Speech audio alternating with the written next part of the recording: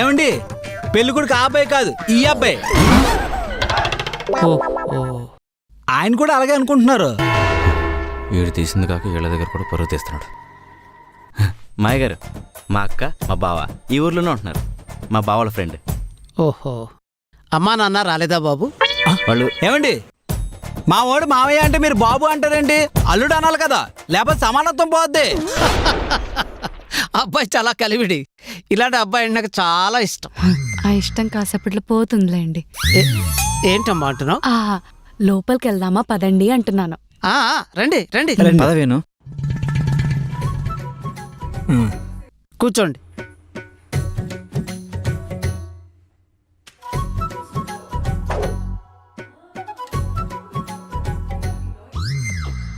అబ్బాయి ఏం చేస్తుంటాడు? అదిగో మళ్ళీ అల్లుడు గారు ఏం చేస్తుంటారు అని. మా తమ్ముడు ఆగంజు, అత్తగారు నా మీద నమ్మకంతో బాధ్యత నా నెత్తి మీద పెట్టారు కదా, ఆ బాధ్యత నేను నిరూపించుకోవాలి. అక్క బావేంటక్క బాగానే సపోర్ట్ చేస్తున్నాడు. వీడు షేర్ ఖాన్ గా మారకపోతే చాలరా బాబు. ఇంతకీ మీ పేరేంటి? అమరేందర్. బాహుబల కాదండి, నాయుడు. చూడండి అమర్ రహే గారు, మా వాడి గురించి చెప్పాలంటే ముందు మీ అమ్మాయిని చూపించాలి. అప్పుడే అన్ని సమానంగా ఉన్నాయో లేదో తెలుస్తుంది. అలాగే, అమ్మాయి కొద్దిసేపట్లో వస్తుంది. కూల్ డ్రింక్స్ తీసుకోండి.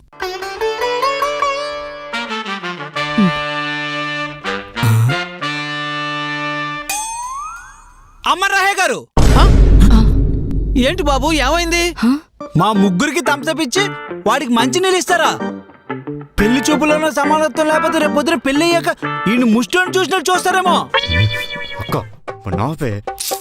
బాబు అవి మంచినీళ్ళు కాదు బాబు, స్ప్రైట్. అవునా, అయితే సమానత్వం సరిపోయింది. అబ్బాయికి కొంచెం పట్టింపులు ఎక్కువ అనుకుంటాను. అంటే వచ్చి చాలాసేపు అయింది కదండి, అమ్మాయిని పిలిస్తే. నాకు ఫుల్ డే పే చేశారు కదా, అమ్మాయి లేటుగా వచ్చినా పర్లేదు, వెయిట్ చేస్తాను. పే చేయడం ఏమిటి? అంటే నాకు 3000 ఇచ్చి తీసుకొచ్చారండి. డబ్బులిచ్చి తీసుకొచ్చారా? అంటే ఈయన మీ బావగారు కదా? ఊరుకోండి మీరు, మరీను వేళాపాలం లేకుండా వేళాకొలం చేస్తుంటారు. బామ్మర్ది కదా, సో అలా కామెడీ చేస్తుంటారు. అమ్మాయి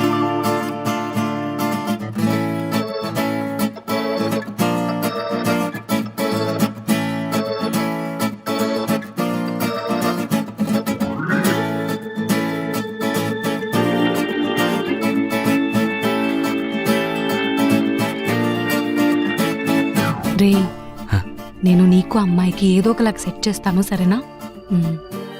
మావయ్య గారు, ఆ అమ్మాయి అబ్బాయి మన మధ్యలో ఎందుకు?